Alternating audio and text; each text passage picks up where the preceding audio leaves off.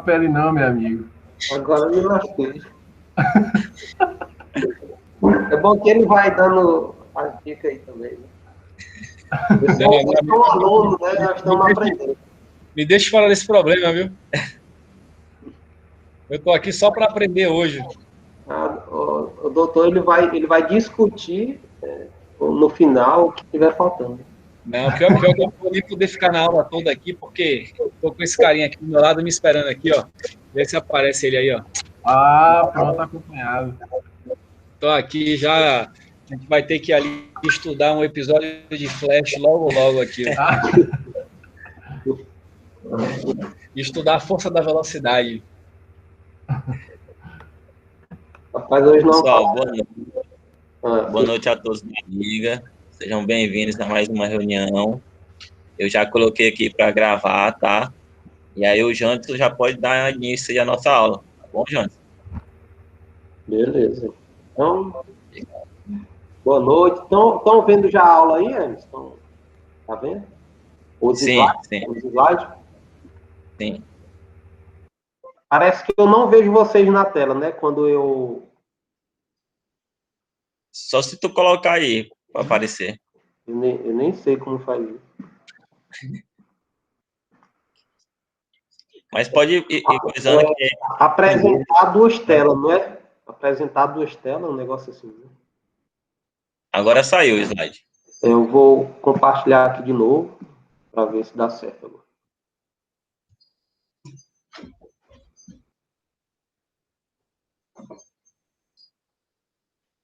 Foi. Oi? Beleza. Tá vendo a aula? Vocês estão vendo a aula? Sim. Beleza, então vamos lá, né?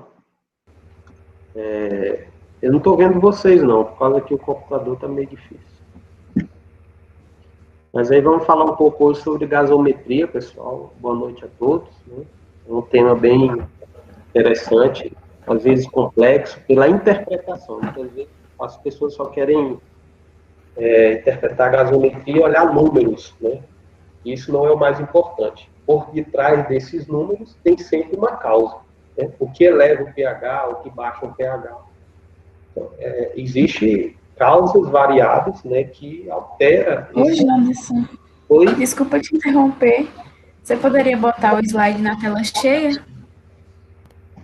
Mas aí tu me pegou. Aqui, ó, no cantinho não tem mais e menos, do ladinho tem uma telinha que você aperta nela. Mais e menos? Não, de mais e menos é de aumentar a tela. A tela. No canto inferior. Isso. Não é assim, não? Porque para mim aqui está aumentado. Aperta o Deixa eu... Jantos. Espera aí. Eu vou tentar compartilhar aqui de novo.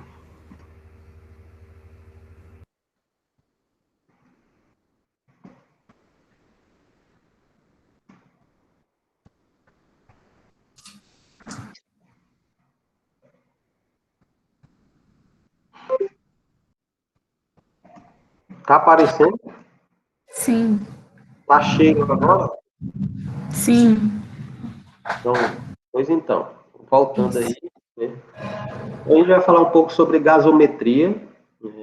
A gasometria arterial, ela é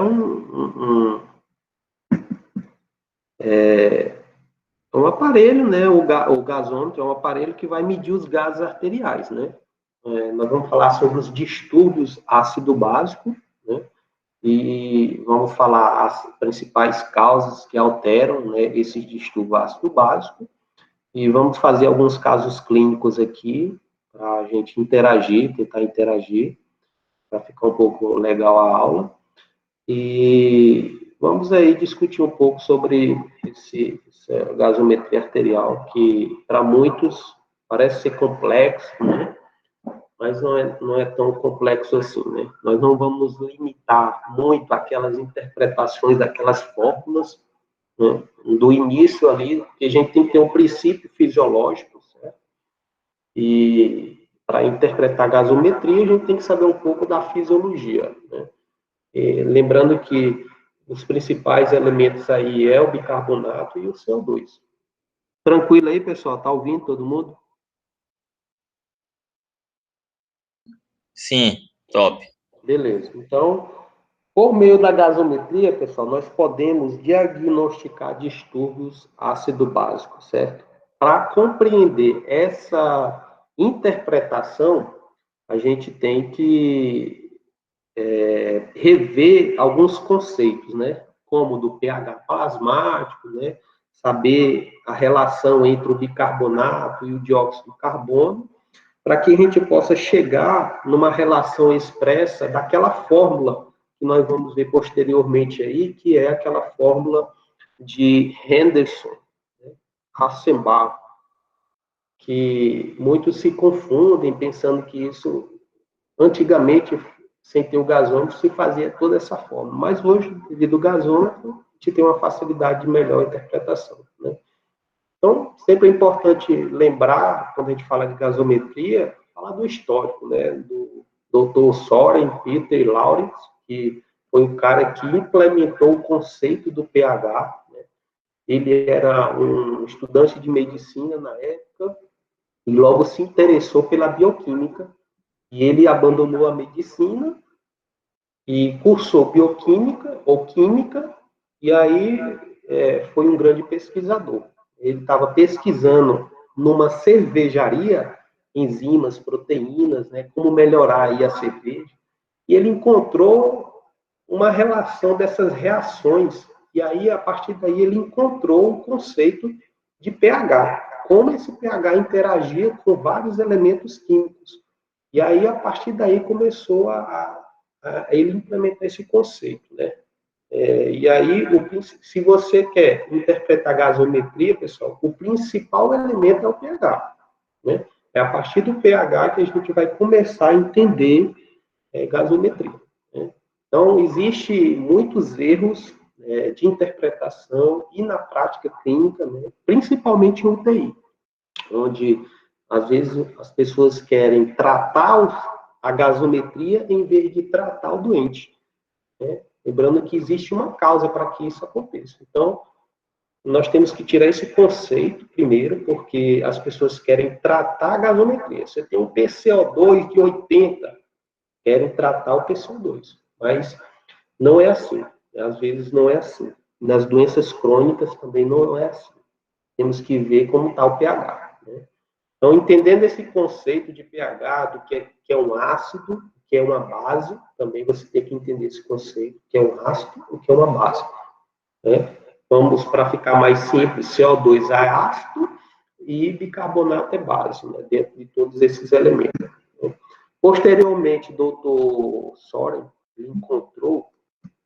Está passando, pessoal, o slide para vocês? Ele encontrou o conceito de pH e, posteriormente, um outro jovem também, ele encontrou essa relação desse conceito, formulando, né, criando essa fórmula, né, e que é chamado da fórmula da relação de Wenderson-Alschenbach, um nome assim, né? Mas, pessoal, não fique desesperado, certo? Pois a fórmula ela não precisa ser memorizada. Não vale a pena analisar, né, atentamente, uma vez que ela reflete o principal conceito de equilíbrio ácido básico do plasma, né? Onde a gente tem que olhar, na verdade, para o pH, né? E saber que bicarbonato e CO2, eles se interagem para que ocorra esse equilíbrio, né? Então, a homeostasia ácido básico, pessoal, ela vai depender do metabolismo do hidrogênio, que está no fluido extracelular. Beleza? Então, a homeostasia, a gente sabe que é um equilíbrio. E para que esse equilíbrio ocorra, vai depender de quem? Do hidrogênio. O hidrogênio, ele é o principal elemento aí desse equilíbrio ácido básico, porque ele pode ser tanto um elemento molecular, como também um gás. E a partir daí é que a gente vai ter essa relação, né? Entender que o que é também um cátion, o que é um ânion, né? Isso vai falar posteriormente. E o objetivo de entender que o hidrogênio ele é o principal elemento, né? o objetivo é o quê? Neutralizar essa carga ácida, para que possa manter o pH, né? O pH mantido, a gente já sabe que o pH é de 7,35 a 7,45, né? E o ideal é manter dentro dessa condição, né? Mas existem condições que mesmo acidótico, não precisa esse desespero que muitas vezes acontece na prática, certo? Então, para que se ocorra esse equilíbrio, é necessário ter tanto a ingestão, como a produção e como a remoção desse hidrogênio. Ele é o principal elemento. Uma vez que o pH baixa, o hidrogênio aumenta, é liberado. Uma vez que esse pH ele aumenta, o hidrogênio ele é retido, né? E isso vai ser interagido com bicarbonato e com CO2, sendo esses principais elementos, né? A gente vai falar um pouco sobre alguns sistemas que interferem também na produção, da ingestão, da produção e da remoção desse pH. Entendendo isso, nós vamos avançando, né? Para tentar chegar no que é realmente necessário. A aula está um pouco pesada. Então, esse equilíbrio ácido-básico, ele depende, pessoal, de uma regulação. E a gente sabe que os principais elementos regulador desse equilíbrio são os sistemas tampões. E existem 3 sistemas importantes. Existem, na verdade, vários sistemas tampão.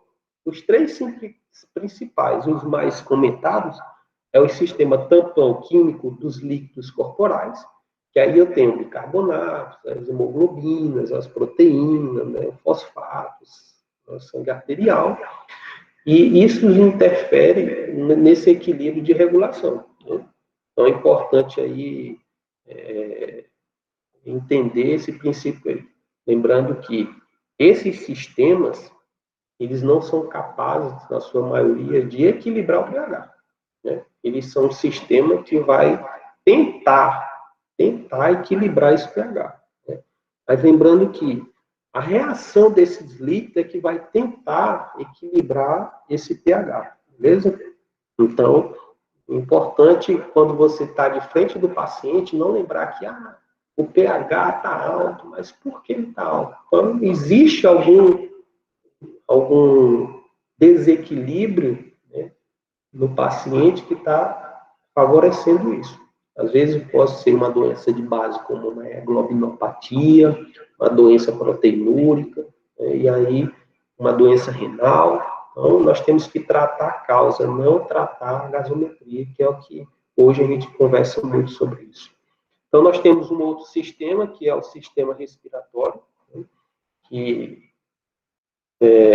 vamos dizer que é o segundo sistema a agir, né, através de quê? Do controle da ventilação. E o objetivo é o quê? Eliminar ou reter o CO2. Né?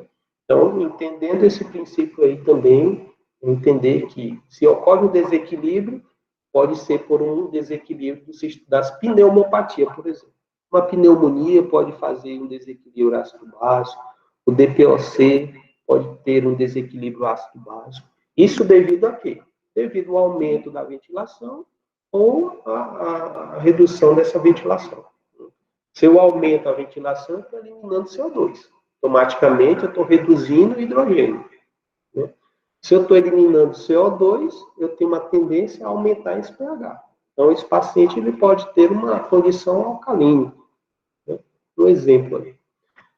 E eu tenho um sistema tampão também bem potente, porém mais tardio, que é o sistema renal, que ele elimina bicarbonato, né, ou retém, ele também vai eliminar amônia, e vai existir uma reação de todos esses elementos para que se possa tentar normalizar o pH. Então, por exemplo, é muito comum numa cetoacidose diabética. Vamos ter até um caso clínico, vamos comentar um pouco também sobre a cetoacidose diabética. Na cetoacidose diabética, o paciente tem uma acidose metabólica importante. E quem vai tentar compensar isso é quem? A ventilação. Por isso que o paciente evolui para uma respiração de Kussmaul. Ele vai respirar rápido, profundo, rápido, para tentar equilibrar, né? Então, faz parte do sistema de equilíbrio, né? Mas a principal condição aí é você tratar a causa principal. Na cetoacidose diabética, o paciente, às vezes, está desidratado, né? Então, eu tenho que repor volume, na maioria das vezes, né? Repor, às vezes, até mesmo bicarbonato. Mas, a gente repõe bicarbonato. E que é muita dúvida repor bicarbonato, que não tem realmente esse poder todo que, às vezes, a gente encontra nos livros, né? Alguns artigos já falam isso. Mas, na prática, sempre é implementado numa acidose metabólica menor do que 6,9, até mesmo menor do que 7, a reposição de bicarbonato. Né?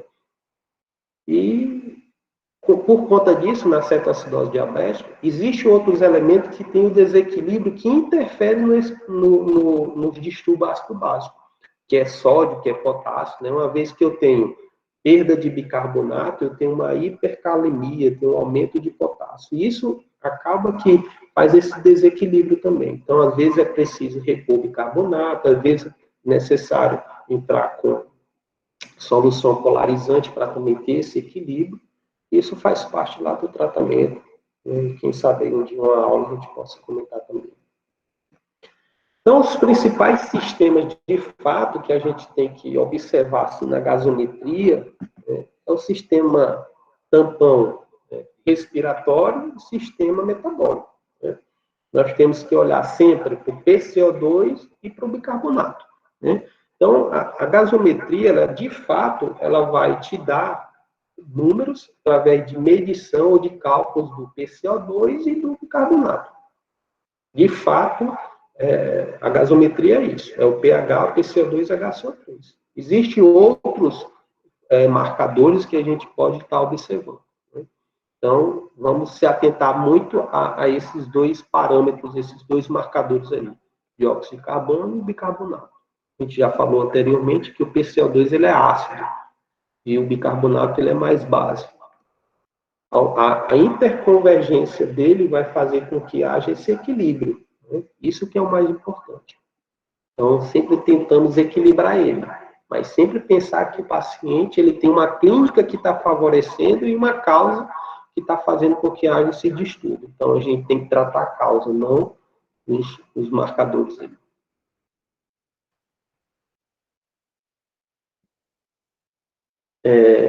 Várias condições, pessoal, patológicas, são capazes de alterar o equilíbrio ácido-básico. E uma das condições é a isquemia do tecido, a isquemia tecidual. Né? Uma inflamação altera isso, uma isquemia coronariana pode alterar isso. Né? Qualquer tipo de isquemia, qualquer substância química que interfira nesses elementos pode ou fazer uma lesão celular, pode alterar o equilíbrio ácido-básico, né? Então, por exemplo, uma queda acentuada da perfusão impede a chegada do O2 e nutrientes para as células, assim como a retirada do CO2 e as proteínas provenientes do metabolismo, né? Então, o acúmulo de CO2 pode acontecer. Então, a lesão tecidual é importante. Então, por isso que a gente não tem que tratar os números da gasometria, mas, de fato, a lesão isquêmica ali. Né?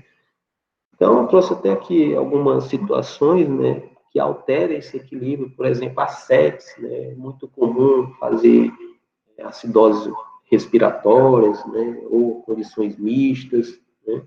Agora mesmo, na situação da pandemia, a Covid aí pode alterar todo o sistema, e isso altera o desequilíbrio ácido básico, né?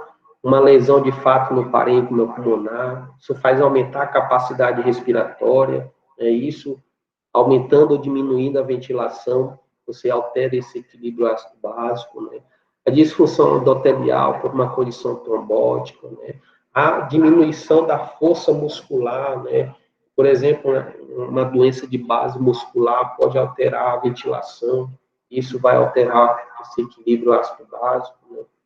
Como outras condições, né? Então, a gente tem que se atentar no paciente para que a gente possa também tentar equilibrar, né? A gasometria arterial de fato, o padrão 1 é observar sempre a oxigenação, a ventilação e o estado metabólico. Sempre PO2, PCO2 e bicarbonato.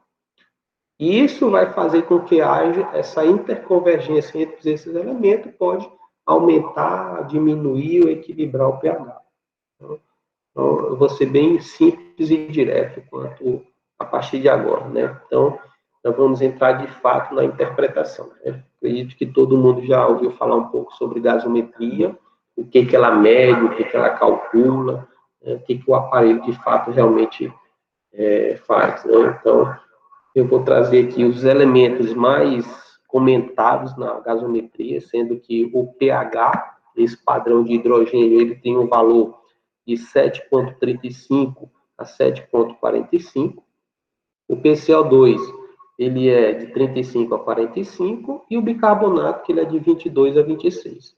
Esses três são os mais comentados, de fato, da gasometria, são os que é importante se você quer, se nós estamos falando de distúrbio ácido básico, né? Porém, tem a pressão de oxigenação, que a gente tem que estar sempre observando, e um parâmetro importante é o lactato, né? Que faz parte e interfere muito em todos esses desequilíbrios aqui. E, de fato, também, o lactato ele é um marcador de oxigenação também, né? E é comentado, inclusive, que é um marcador de TEP, né? Mas ainda há muitos registros aí que não concordam, mas o lactato ele é um marcador que estão se avaliando o processo inflamatório, entre outras coisas também. Então, vamos ficar atentos aqui ao pH, PCO2 e o bicarbonato, para a gente realmente, de fato, interpretar a gasometria arterial. Eu vou falar realmente o que o médico precisa saber. Interpretar a etiologia e como devemos abordar, né, no primeiro momento ali. Os distúrbios, pessoal, eles podem ser ácidos e básicos, né? Nós temos 2 distúrbios ácidos, que são respiratórios e metabólicos, e 2 distúrbios básicos, que são alcalose metabólica e alcalose respiratória. Então, os distúrbios respiratórios. A acidose respiratória nada mais é do que o aumento da PCO2. Quando eu tenho um aumento da PCO2, faz com que haja o quê? A diminuição, a liberação também de hidrogênio e diminui o pH. Então, se eu quero observar isso na gasometria, eu observo o quê? PCO2. Né? Vamos ficar atentos sempre ao pH, ao PCO2 e o bicarbonato. Mais na frente aí a gente vai detalhar um pouco dos passos da avaliação da gasometria. E de uma forma bem geral, né? E eu acredito que vocês também já tiveram algumas aulas. Então, eu quero saber se o paciente está em acidose respiratória, eu tenho um aumento da PCO2. O aumento do PCO2 faz cair o pH. Né? Então, o pH de 7,30, eu tenho uma acidemia. Para mim saber se é metabólico ou respiratório, se for metabólico, eu olho o bicarbonato. Se for respiratório, eu olho o PCO2. Na respiratória, eu tenho...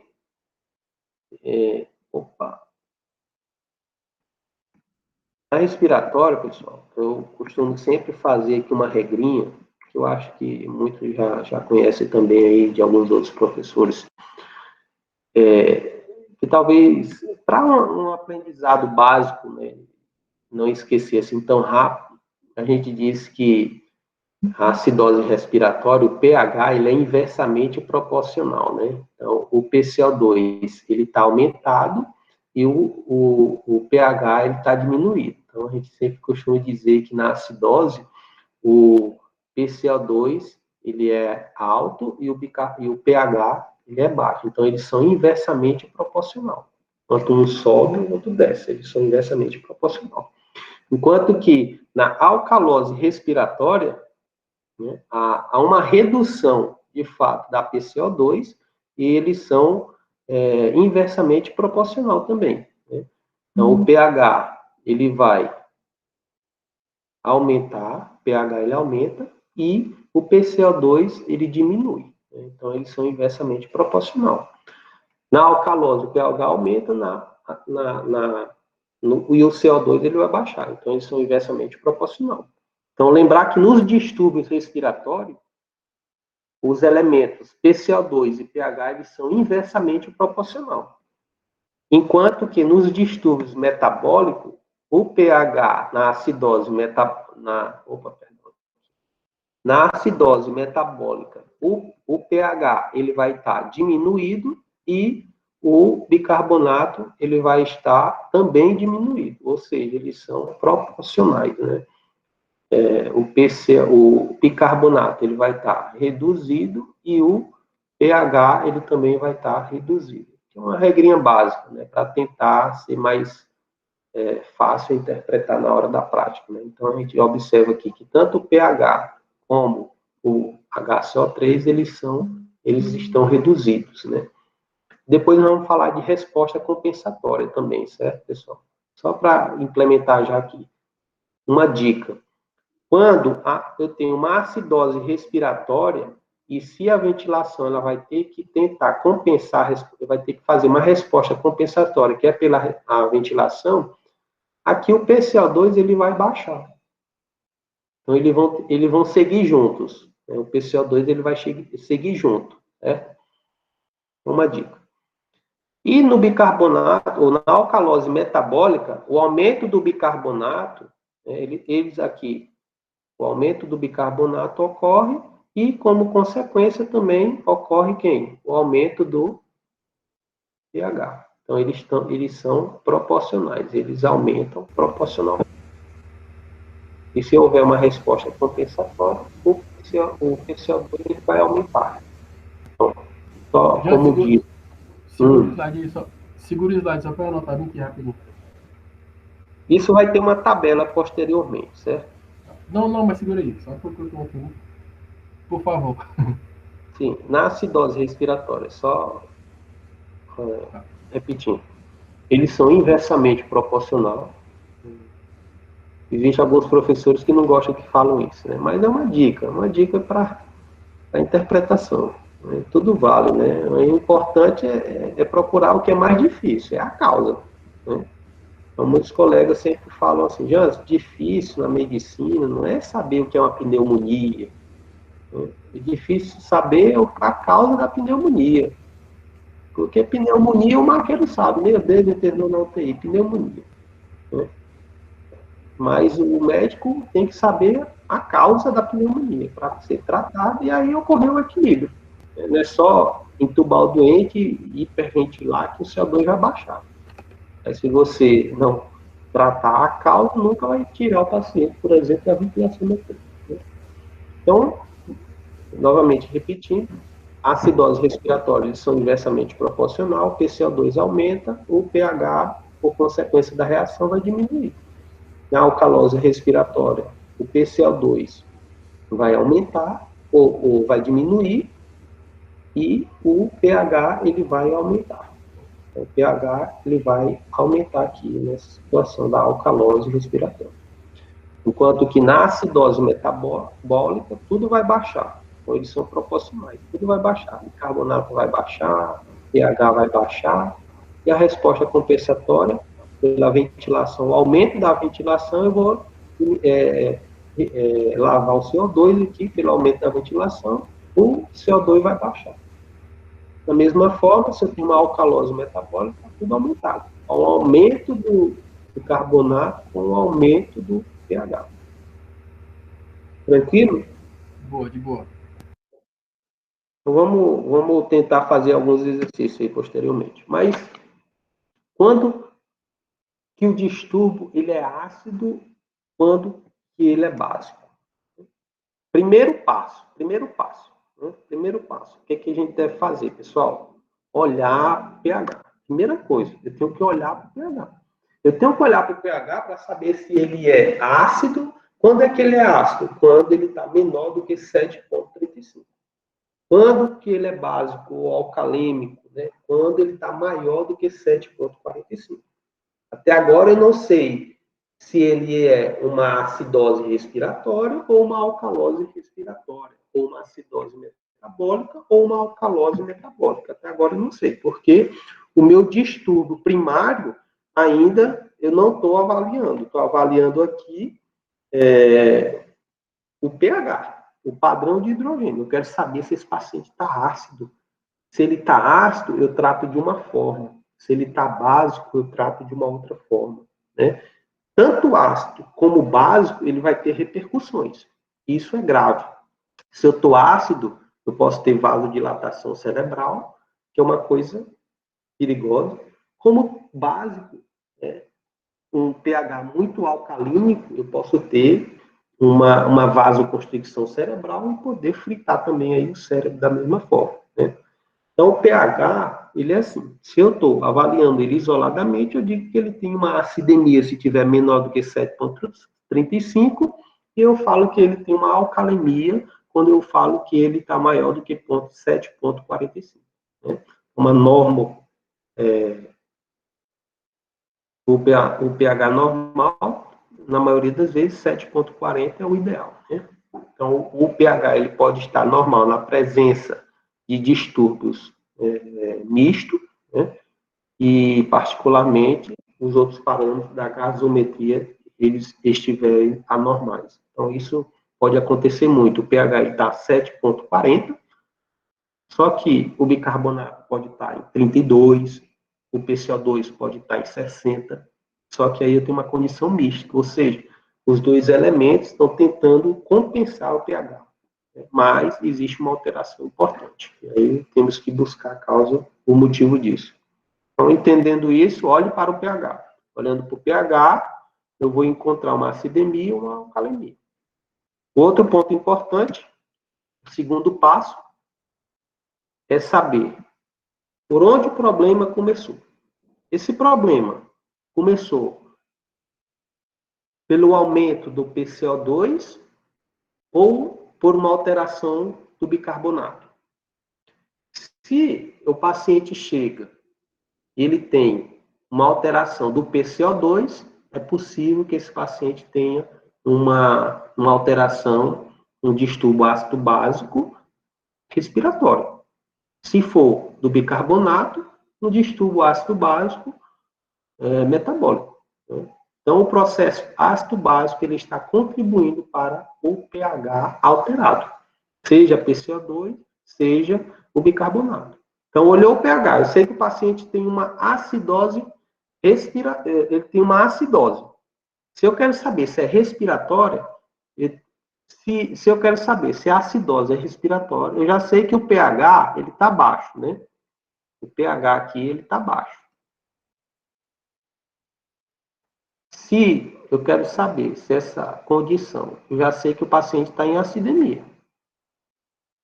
Acidemia. Agora, se é metabólico ou respiratório, eu tenho que olhar para esses elementos. Se for respiratório, eu olho aqui. Então, imaginar que o paciente ele tem um PCO2 de 38. Só que o bicarbonato, ele está de 19. Então, isso significa o quê?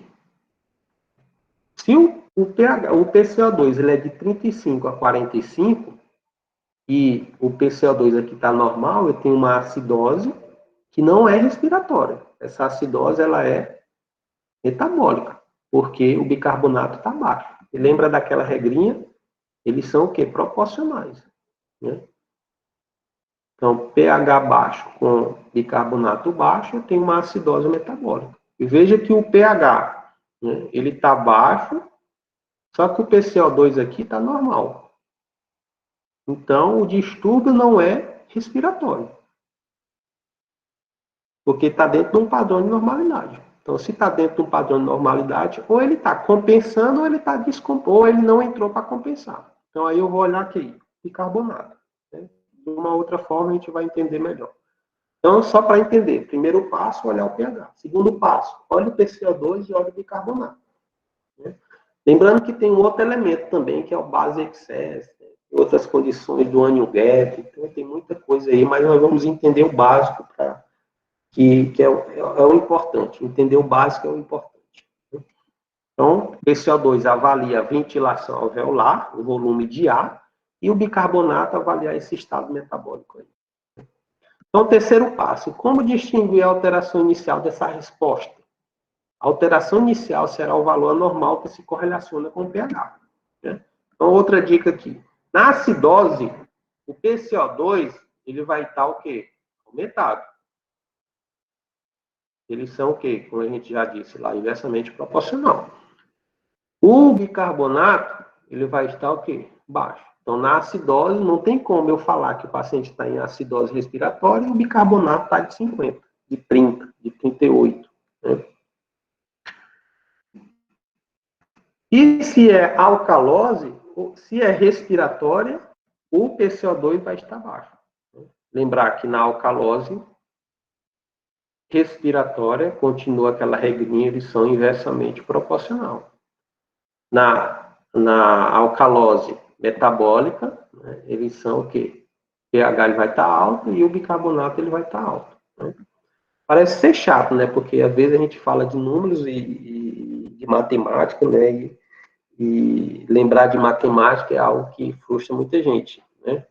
Mas são números, mas que expressam algum desequilíbrio, né?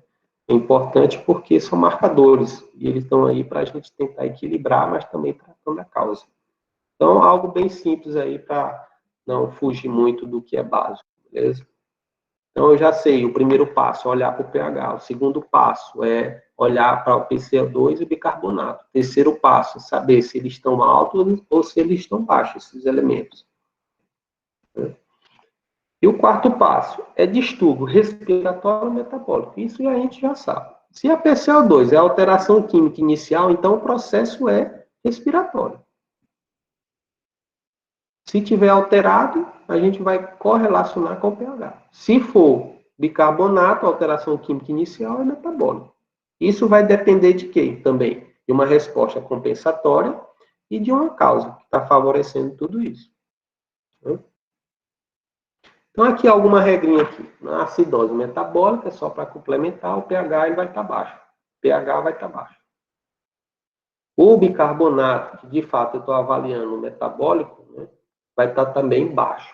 E às vezes o PCO2 ele está normal. Né? Ou ele pode estar o quê? Diminuído. Para tentar fazer uma resposta compensatória. Porque o paciente vai estar hiperventilando, né, tentando fazer essa reação HCO3 mais CO2, né? Fazer toda aquela reação para que se possa tentar compensar. Lembrando que o pH não compensa com o próprio sistema tampão, seja bicarbonato, seja ventilação, seja sistema tampão de líquidos. Né? E da mesma forma, se o paciente tem uma alcalose metabólica, se é alcalose, o pH está alto. Se eu quero saber se é metabólico ou respiratório, eu vou olhar para esse elemento. Se tiver alto, alcalose metabólica, vai estar alto o bicarbonato e o PCO2 é para estar normal. Ou o PCO2 ele vai aumentar também numa resposta compensatória para tentar equilibrar o pH. Na acidose respiratória vai estar baixo, o HCO3 normal, ou ele pode estar aumentado, porque ele está tentando ajudar esse cidadão para ter a reação e tentar equilibrar o pH. Né? Vamos ser mais básico para a gente tentar ficar nesse normal mesmo, para não confundir. Então, uma outra fluxogramazinho aqui para tentar entender melhor. Se eu tenho um pH menor do que 7,35, eu sei que o paciente está em acidemia. Agora, se eu quero saber se é respiratória ou metabólica, eu vou olhar. O bicarbonato está baixo, tem uma acidose respiratória. Perdão, uma acidose metabólica. Carbonato baixo, pH baixo, acidose metabólica. A PCO2 ela vai baixar para tentar fazer uma resposta compensatória, ou ele vai estar normal, certo? Como já vimos aqui. Se está baixando menor do que 35, é porque o PCO2 está aumentando a ventilação para tentar ter um equilíbrio do pH. Né? Então, lembrando que uma das causas, né, de PCR, né, lembrando aí do nosso mestre, né, uma das causas de PCR, né, os 5H, os 5T lá, que a hidrogenemia, né, que é a acidose, é uma das causas de PCR. Então, por isso que você tem que o quê? Não ver os números, porque muitas vezes você só vê o número de que o paciente está em uma acidose metabólica repõe bicarbonato, dá volume, ou numa acidose respiratória, hiperventila. Né? Então, você tem que ter essa interpretação para tratar, para tentar corrigir, mas lembrando de fato que existe uma causa por dentro disso. Né? Assim como numa acidose respiratória, o PCO2 vai estar alto, o bicarbonato ele pode estar normal, mas o bicarbonato ele pode aumentar para tentar compensar essa acidose respiratória. Então, tem aí algumas dicas aí. E a resposta compensatória, ela não necessariamente precisa você ficar preso nisso, né? Porque para você realmente, de fato, saber se realmente o pH está compensado ou houve uma resposta compensatória, depende dessas fórmulas, né? E que na prática, pessoal, não precisa se atentar muito a isso, né? Só em um paciente que está em acidose metabólica, você tem que fazer algo para que possa ter esse equilíbrio e buscar realmente, de fato, que está favorecendo isso. Mas tem algumas fórmulas aqui que a gente tem que, por exemplo, numa prova, saber para fazer o cálculo e tentar acertar a questão. Mas, na prática, isso às vezes fica um pouco esquecido, né? Mas é interessante você ler um pouco sobre isso. Né? De uma forma mais fácil, existem duas regras aqui na acidose respiratória. Né? Nós vamos ter alguns casos clínicos, quem quiser anotar aí, fazer um print, né? Porque nós vamos ter algum caso clínico e vai ser necessário fazer o cálculo para você encontrar, de fato, qual a PCO2 esperada, né? E se o paciente tem ou não uma resposta compensatória. Aqui, por exemplo, na acidose respiratória, o HCO3 ele aumenta 1 mEq para cada 10 milímetros de mercúrio do aumento de PCO2. Então, por exemplo, se a gente sabe que o PCO2 ele é até 45, se ele for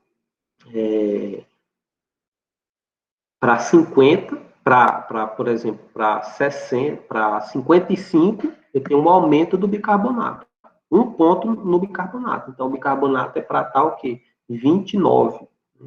Então, uma regrinha básica, mas também tem uma outra regra aqui. Você gosta de calcular, e aí você faz essa regra aqui, HCO3 esperado. Aí a confusão é grande. Aí você vai pegar o valor do PCO2 menos 40, dividido por 10 mais 24.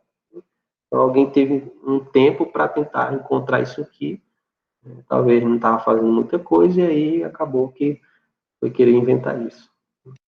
Na prática, não tem muito sentido. Então, vamos aqui de um caso clínico. Eu vou tentar falar um pouco agora de cada condição de distúrbio ácido básico, né?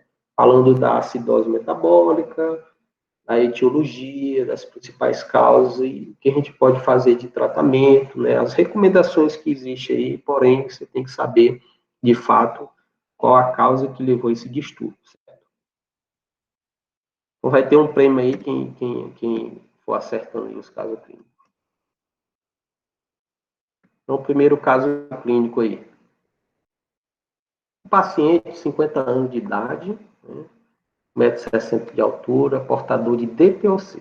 Deu entrada no pronto-socorro com dispneia, espirometria 1,5 com distúrbio ventilatório obstrutivo e capacidade vital reduzida sem variações após broncodilatador. É o X de tórax, sinais indiretos de hiperinsuflação pulmonar.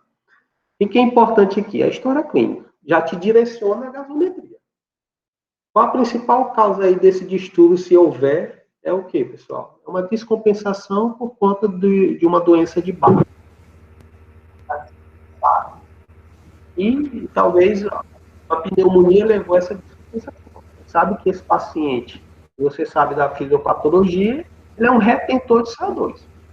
Se eu retenho CO2, eu sei que o PCO2 dele está maior que 45. Então, existem duas condições que ele pode estar maior de 45. Ou ele tem uma acidose respiratória, ou ele tem uma alcalose metabólica. Não me saber. Eu já sei que o distúrbio primário é respiratório, sem dúvida. Por conta da clínica que o paciente está me apresentando. Agora, para me saber se ele tem acidose ou alcalose, de fato, a gente também já sabe pela clínica que esses pacientes evoluem com acidose. Mas esse paciente pode evoluir com alcalose também.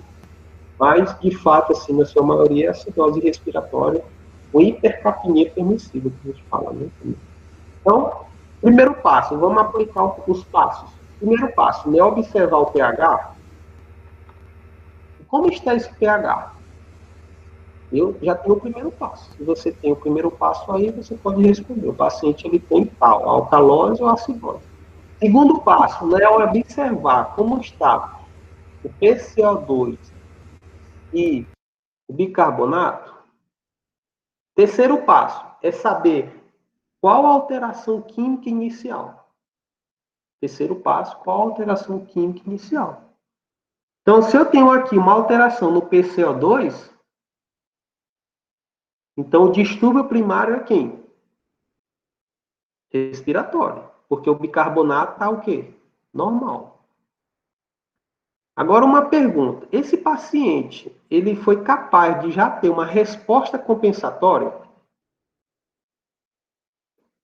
Não lembrando nem daquela forma, mas esse paciente, ele já foi capaz de aumentar a resposta compensatória? Ainda não. Ainda não. Tá no limite, né? Está no limite, ainda não. Lembra que a literatura fala que a cada 10 de PCO2 aumentado, eu aumento 1 do bicarbonato, né? Só que ainda não foi. Por quê? A literatura diz que o sistema renal ele é o mais potente, porém ele é mais tardiamente a atuar, para compensar. Né?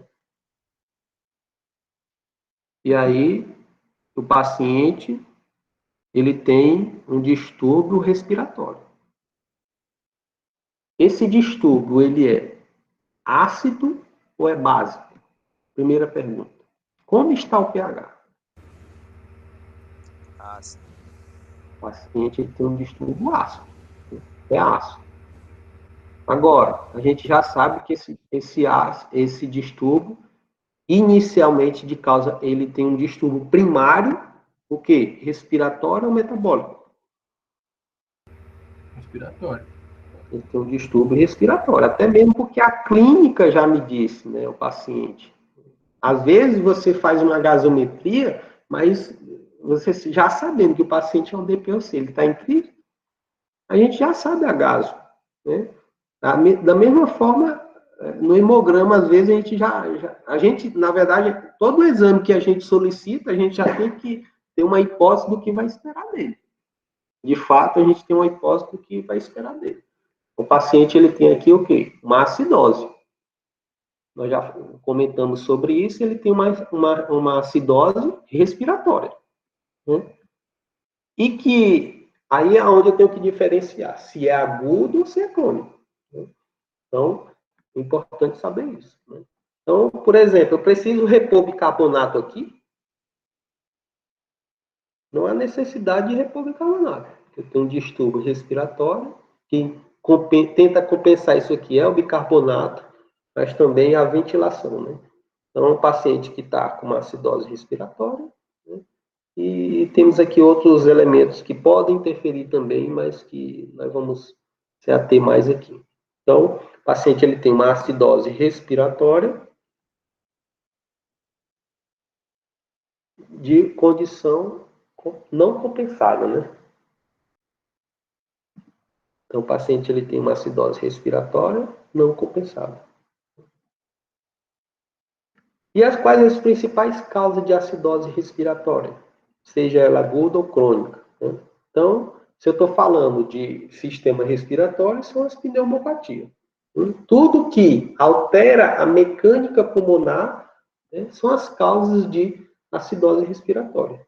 Seja por um trauma, né, senhores aí, Leonardo, seja do trauma por um trauma crânioencefálico, seja por uma pneumopatia grave, por uma fadiga respiratória, seja por um edema agudo de pulmão, seja por uma crise ou uma síndrome, né, que afete, de fato, a mecânica pulmonar. Né? Então, essas, na suas maioria, são causas de retenção de CO2. Se eu estou retendo CO2 e, de fato, eu tenho uma doença pulmonar, o paciente sempre vai evoluir por uma acidose respiratória, né? Então, por isso que você tem que se ater a quem? A ventilação, né? E muitas vezes só querem se atentar à oxigenação. De fato, quando o paciente chega por exemplo, uma síndrome de Guillain-Barré, e ele está desaturando, querem colocar oxigênio, né? De fato, ele tem uma alteração da mecânica da ventilação. Então, eu tenho que melhorar a ventilação. Por isso que é admitir esses pacientes, ventilação por pressão positiva resolve o problema. Não é necessário nem oxigenação. Se eu tenho uma pouca ventilação, consequentemente, eu vou interferir na minha difusão, na minha perfusão. Uma dica. E temos as acidoses respiratórias crônicas, que acontecem em quem? DPOC. Porém, pode estar agudizado. A doença base já é crônica, mas ele pode ter uma condição agudizada. Assim como os pacientes com obesidade mórbida, né, que chegam muito, agora com Covid, tem recebido muito paciente de obesidade mórbida, né, e muitas vezes responde à ventilação não invasiva. A gente tem evitado muito também pacientes entubados, né, com padrão pulmonar menor do que 70%, 80%, né, e uma PF, relação PO2 sobre FiO2 menor do que, maior do que 150, a gente tem evitado entubar, porque tem uma resposta boa com pressão positiva, não invasivamente, né, então tem evitado entubar nessas condições. Então, algumas causas são essas, né. Então, aqui uma paciente da UTI, né, chegou no nosso plantão, né, e que era um vídeo, não vai aparecer. Paciente que tem chegou no nosso UTI com rebaixamento do nível de consciência, com uma alteração da mecânica respiratória, né, e ele tem aqui no membro inferior esquerdo, uma trombose venosa profunda. Rebaixou o nível de consciência, alterou a mecânica, principal causa, provavelmente, uma TVP, que evoluiu para uma tromboembolia pulmonar. Só que o paciente estava saturando 99%, né? Taquipneico aqui, a frequência de 33, e a decisão, muitas vezes, médica é não entubar quando se usa um critério isolado, que é a saturação. Isso é muito comum. E o paciente ele evoluiu com uma alcalose, se não me engano, respiratória, né? Mas não é critério absoluto olhar para a saturação, né, e dizer que não vai entubar, né? Então, a clínica que é mais importante é um paciente que alterou a mecânica, que estava hipoventilando, né, e necessitaria de ser entubado, até mesmo porque ele estava entrando em quê? Fadiga muscular. Estava entrando em fadiga. E a principal alteração de disto básico na fadiga é a acidose respiratória. Quero um vídeo, mas não vai aparecer. Quando a gente se fala de tratamento, nessas condições aí agudas, né, de uma forma mais simples, direta, a intubação orotraqueal, a ventilação mecânica, é a recomendação, assim, para algumas manifestações, dependendo da causa, né?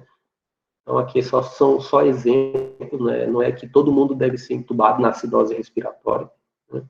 Mas naquele caso ali, de fato, tem que ser intubado, né? O paciente de imediato tem que ser intubado e estabilizado, para que se possa manter uma boa ventilação mecânica. Então, IOT nele, suporte ventilatório, manutenção, e buscar aí tratar de fato a causa, que naquele caso ali seria uma tromboembolia pulmonar, né? Então, a gente tem que buscar isso, né? Então, isso na acidose respiratória. Então, outro caso clínico, para ficar um pouco mais interessante a aula, a gente não olhar só esses números. Tá tranquilo aí, pessoal? Tá de boa, Jansen. Tá tranquilo, mano. Tá difícil ou tá favorável? Tá difícil, mas tá bom. Você não falou das outras contas lá. Qual? Que você tinha falado no começo. Ele quer fazer os cálculos usando a fórmula. Não, é um que é difícil pra caramba pra ver se é misto. Assim, o Base Excess ou o Annual Gap. É nenhum gap, esse aí. Nossa, esse aí.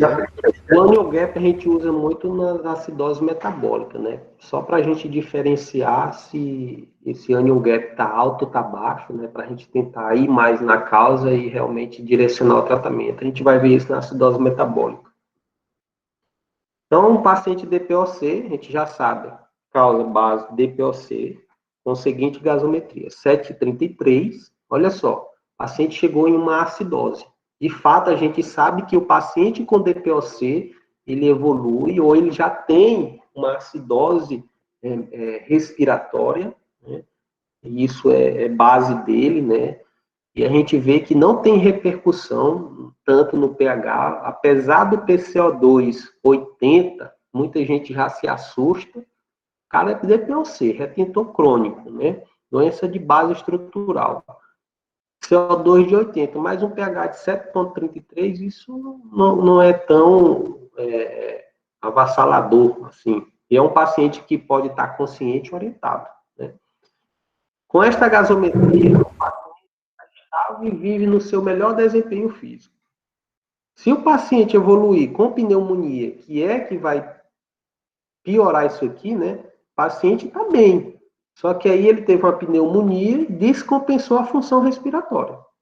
Ele reteve mais CO2, pH começou a realmente, de fato, baixar mais ainda.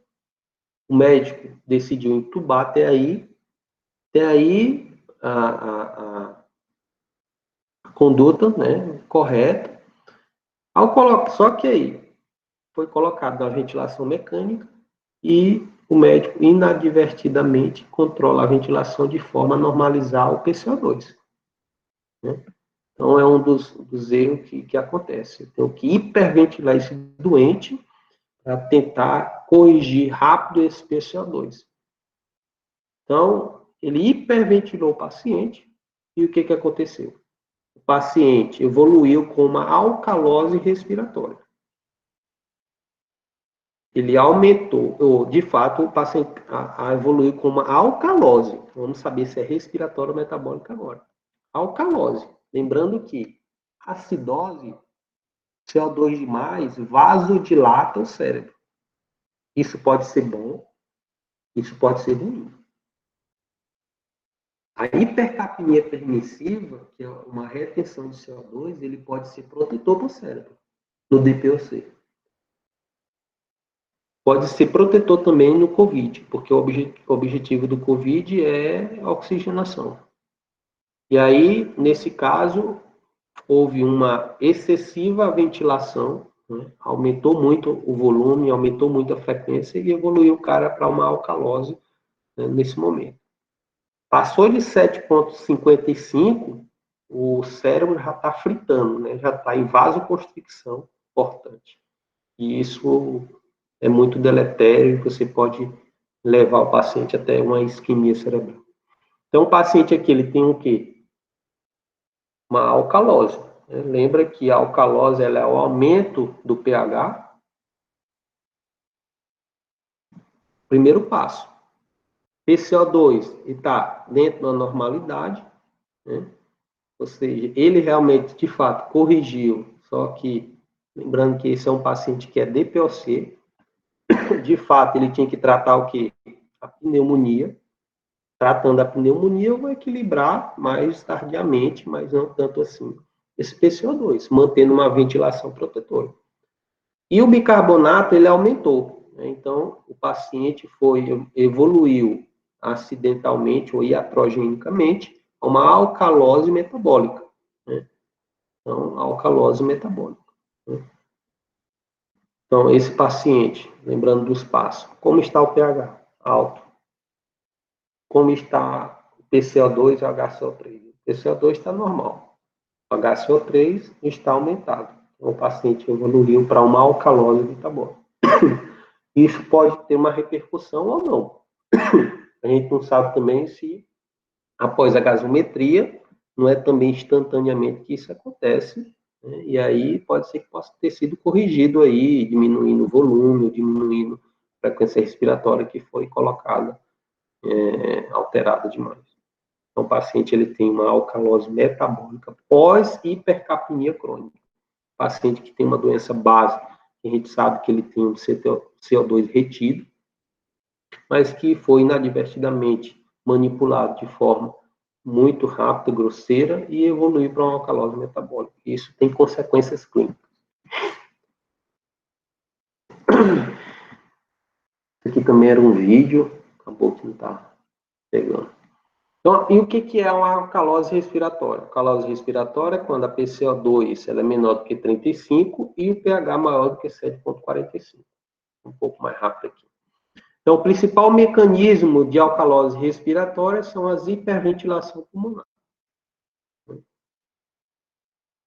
E a gente sabe aqui que a alcalose respiratória, o pH está alto, ou o PCO2 ele está baixo. Eles são inversamente proporcional, né? Se a gente for fazer aquela regrinha lá. Então, quais as principais causas de alcalose respiratória? Né? Nós temos a hiperventilação psicogênica, um paciente que está ansioso, angustiado, né? A síndrome do pânico, né? Ou um pouco ali ansioso, ele vai aumentar a ventilação, como consequência ele está o quê? Lavando esse CO2, né? E nessas condições aqui, não há necessidade de intubação, você precisa o quê? Saber que a causa é a ansiedade, de fato, e controlar essa ventilação do paciente. Como eu que controlo aqui? Uma máscara reservatória, você já tem um controle, né? Dessa ansiedade. Você bota uma máscarazinha reservatória para que ele possa ter esse controle. Seja com válvula ou sem válvula, já dá uma aliviada boa e entrar com as medicações aí que diminui aí um pouco essa ansiedade, ansiolítico.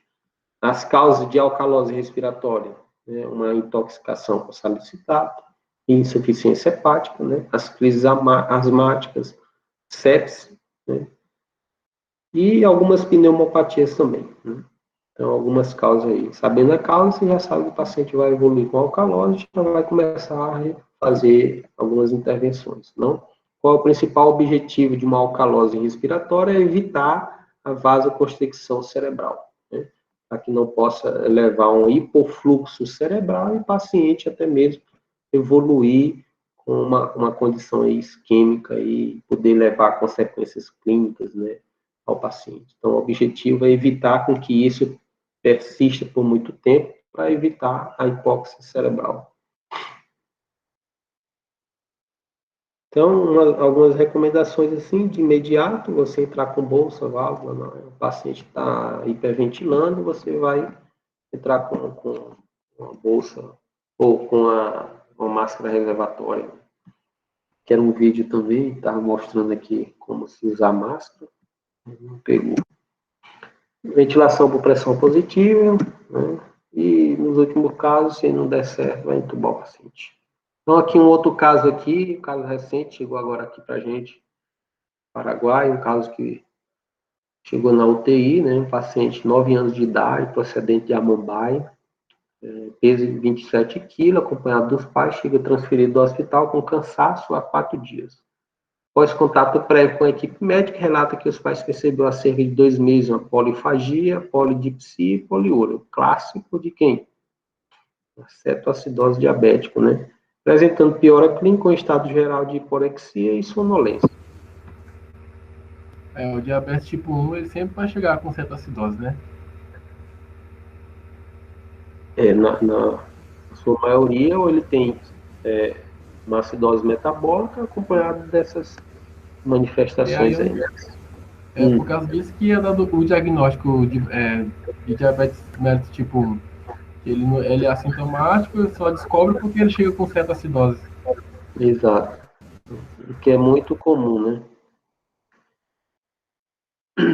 Então, o paciente, e aí avaliando a gasometria, que a preocupação é ver esses valores. O paciente, a gente já sabe que ele tem uma cetoacidose diabética e que ele está desidratado, né, com provável hipercalemia, a gente já sabe a fisiopatia disso. acaba que você tem que olhar a clínica do doente e tentar equilibrar isso, né? O paciente está hiperventilando, a gente tem a resposta compensatória, que a respiração já aumenta quando tem uma acidose metabólica, né? Tem toda aquela clínica, que acaba que a gente fica vibrado nisso aqui, né, nos gases arteriais, né? Porque uma das principais causas de parada é a acidose, né? Também. Então, pH, primeiro passo, sempre olhar, pH, está acidêmico ou alcalêmico? Tem acidemia, o paciente está acidótico, né?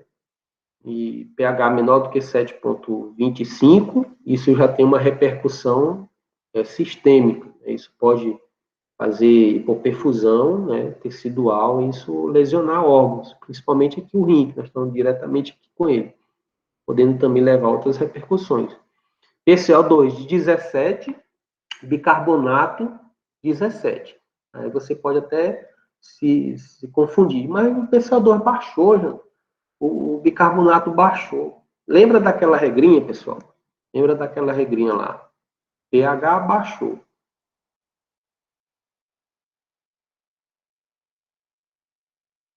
O PCO2 baixou. Tem como isso aqui ser uma acidose respiratória? Não.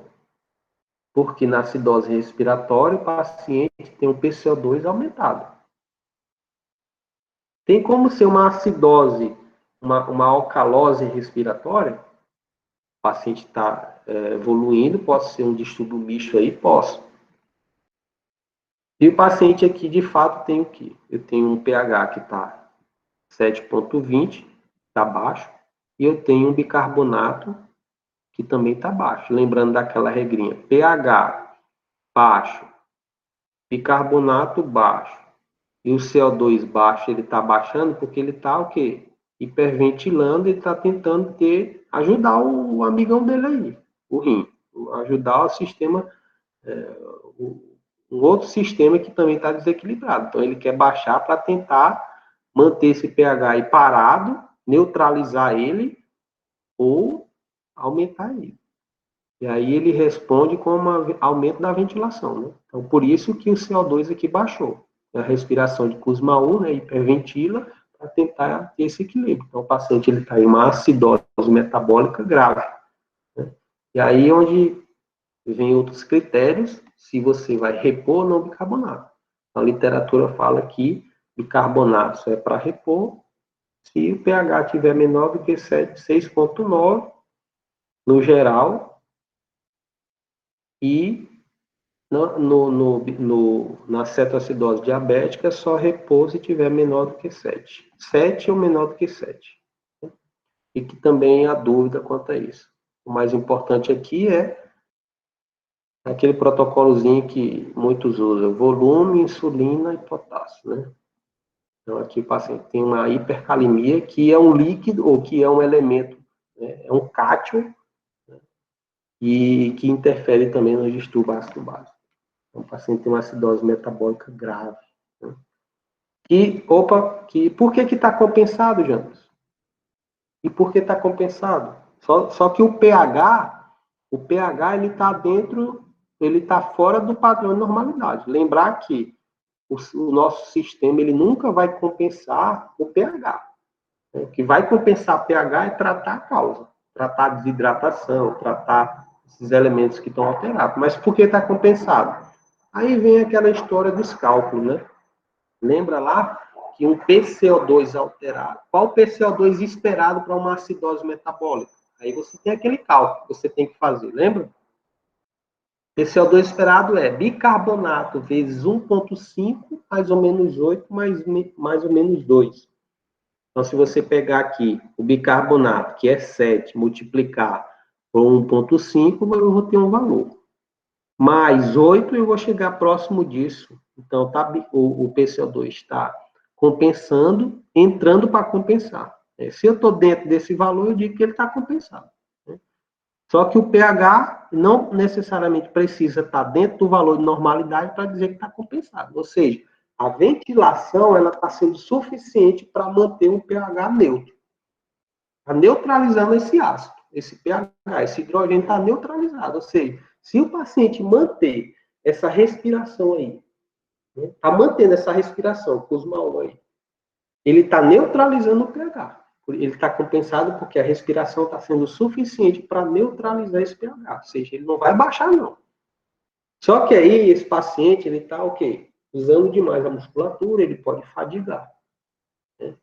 Enquanto ele não fadiga, aí vem todo um critério de avaliação clínica. Se é melhor entubar e hiperventilar na ventilação, porque eu deixo ele mais tranquilo, ele não vai fadigar, ele não vai parar, né? Por essa condição respiratória. Ou eu deixo ele assim e vou tratando, né? Então, aí a opção de uma melhor proteção aí. Vai depender aí, realmente da situação do paciente. Nenhuma literatura vai lhe dizer, paciente com cetoacidose diabética tem que entubar. Então, vai depender da condição aí sistêmica aí, como está acontecendo. Né? E aqui uma outra coisa também importante aqui, que até o Diogo comentou, na acidose metabólica, pessoal, é uma condição importante que não é nem para saber se é mista ou algo assim, é para saber realmente se vale a pena, como que vai ser a questão de tratamento, né? Que é falar do anion gap. E aí é muita discussão quanto a isso, né? E o anion gap tem uma fórmula também, na verdade, para você saber se o anion gap está alto ou está baixo, para diferenciar a questão de tratamento também.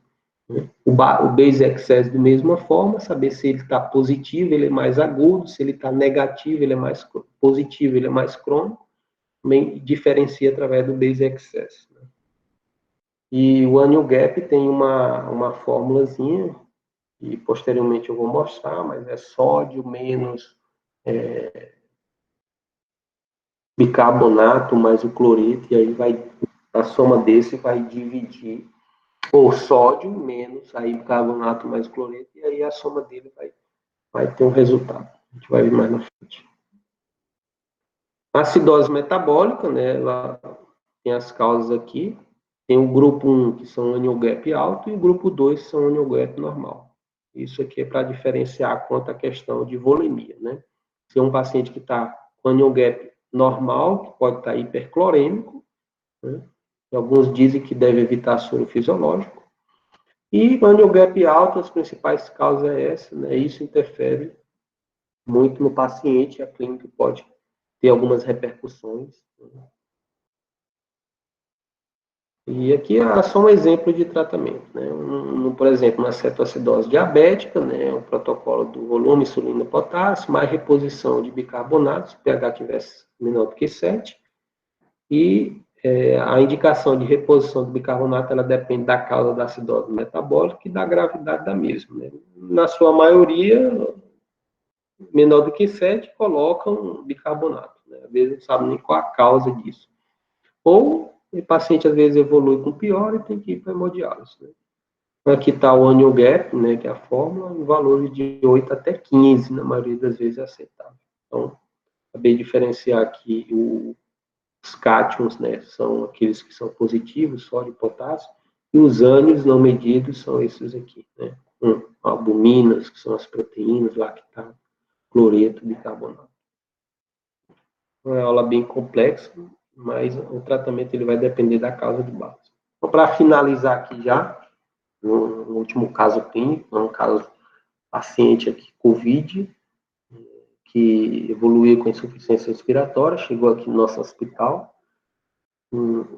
desconforto, evoluiu com edema agudo de pulmão, estava em uso de furosemida domiciliar devido a um ICC, então, um paciente que tem uma doença básica, insuficiência cardíaca, evoluiu, teve COVID, né, com uma lesão inflamatória pulmonar importante, devido à descompensação do COVID, por ser uma pneumonia de causa viral, descompensou a ICC, evoluiu com edema agudo de pulmão.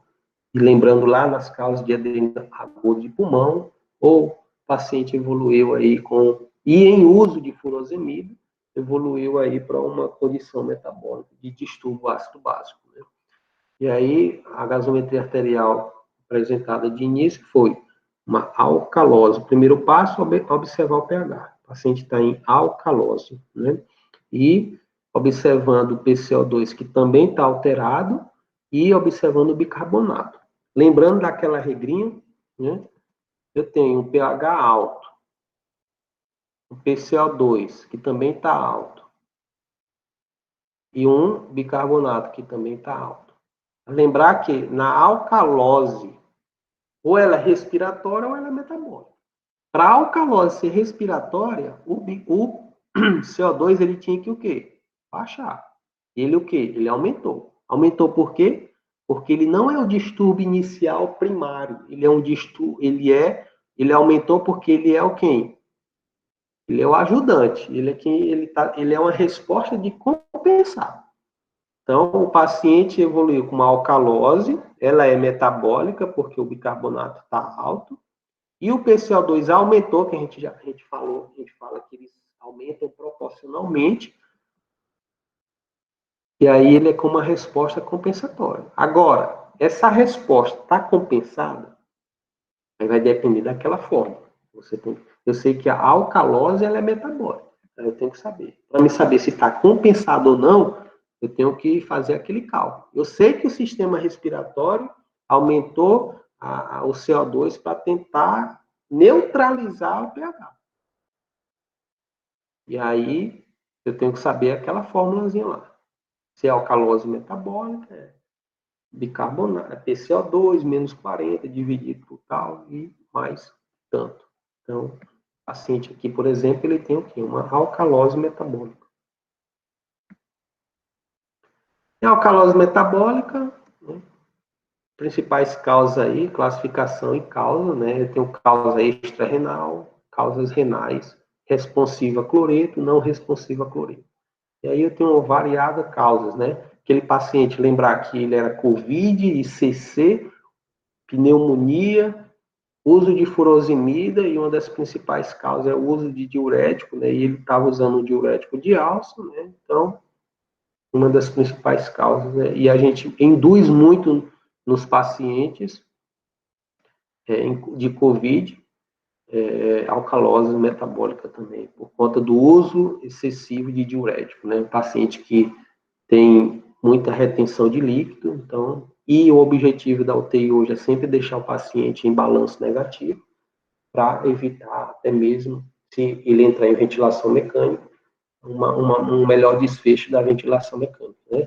Então, o indivíduo que perde hidrogênio, a retenção sempre de quê? De bicarbonato. Cada bicarbonato perdido, CO2, ele liga-se à água e acaba formando uma reação CO3, CO3 mais hidrogênio, e essa reação vai fazer uma outra reação, para que se possa tentar equilibrar. Então, aqui, algumas causas da calose metabólica e alguns tratamentos. O objetivo é evitar a vasoconstricção cerebral, né?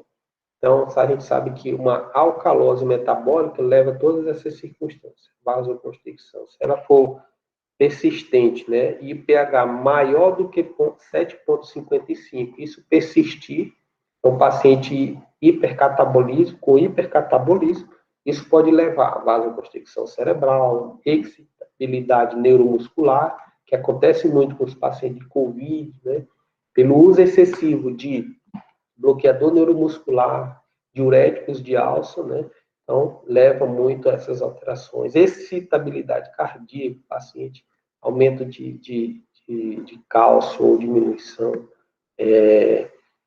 aumento de potássio, né? Então, muitas condições. O paciente hipoventila, né, com alcalose, aumenta a produção de lactato, ou seja, causa lesão isquêmica tecidual, né? Capta mais oxigênio, então, o paciente muito grave. E a principal alteração é que a alcalose, ela faz uma hipocalemia, e isso é uma das condições que pode levar o paciente também a PCR, né?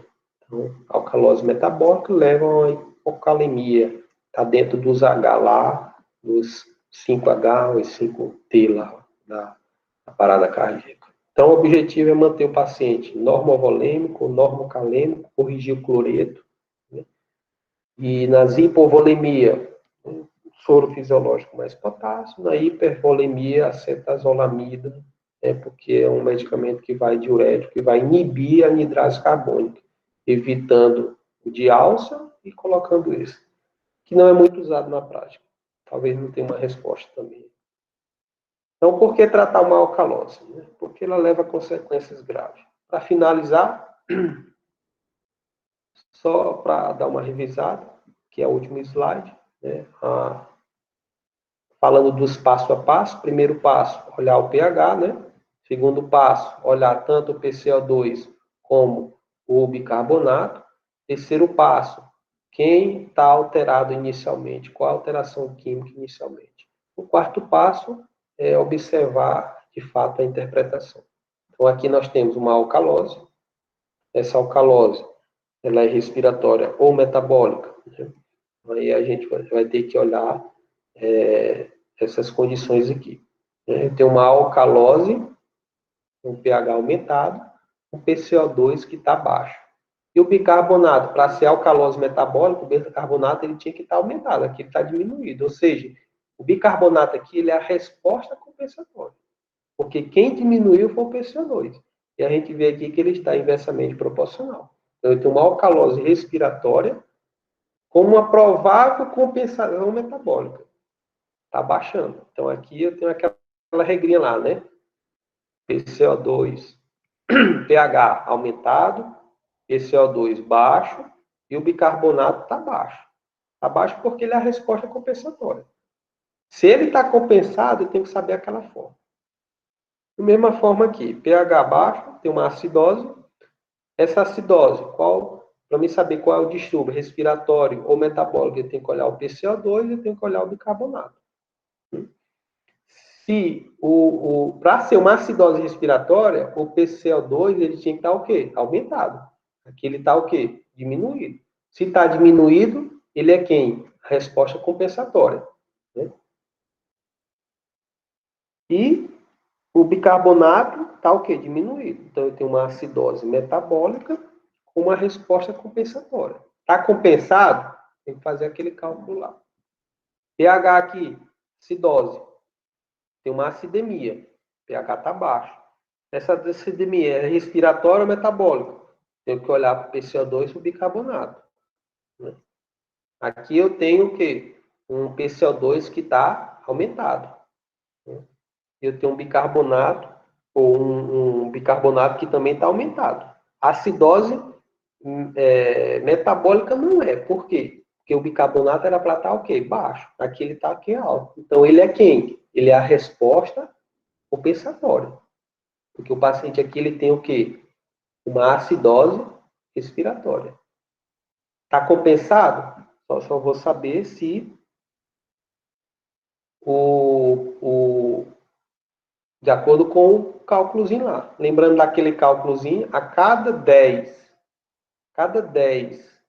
do CO2 aumentado, eu aumento 1 de BIC. A cada 10 do PCO2 aumentado, eu aumento de BIC. Então, aqui ele tem o quê? Vamos dizer que aqui ele tem 20, era para aumentar 2 pontos. Né? Então, de 28, 29 e 30, está dentro de uma resposta compensatória. Então, aqui eu tenho o quê? Uma alcalose. Se é respiratória ou metabólica, eu tenho que olhar. Respiratória não é, está dentro de um valor normal. Metabólica, porque o bicarbonato está alterado. Então, eu tenho uma alcalose metabólica não compensada, porque o PCO2 não foi suficiente para aumentar, para tentar compensar ou neutralizar o pH. O pH, na maioria das vezes, nunca vai estar compensado. Só que nos distúrbios mistos, o pH ele pode estar normal e eu ter uma alteração de PCO2 e de CO2, porque estão tentando se equilibrar. E aqui eu tenho uma alcalose respiratória ou metabólica. Olhe para ele de novo. Né? Quem é que está alterado? PCO2, está baixo. Então, eu tenho uma alcalose respiratória. O bicarbonato manteve-se dentro do seu padrão normal, não foi suficiente, porque ele responde mais tardiamente. Né? E aqui é um outro caso só para terminar aí, galera. Então, isso era a interpretação de gasometria, um assunto mais... e que o dia a dia faz com que a gente possa melhorar. Isso aí, meu irmão.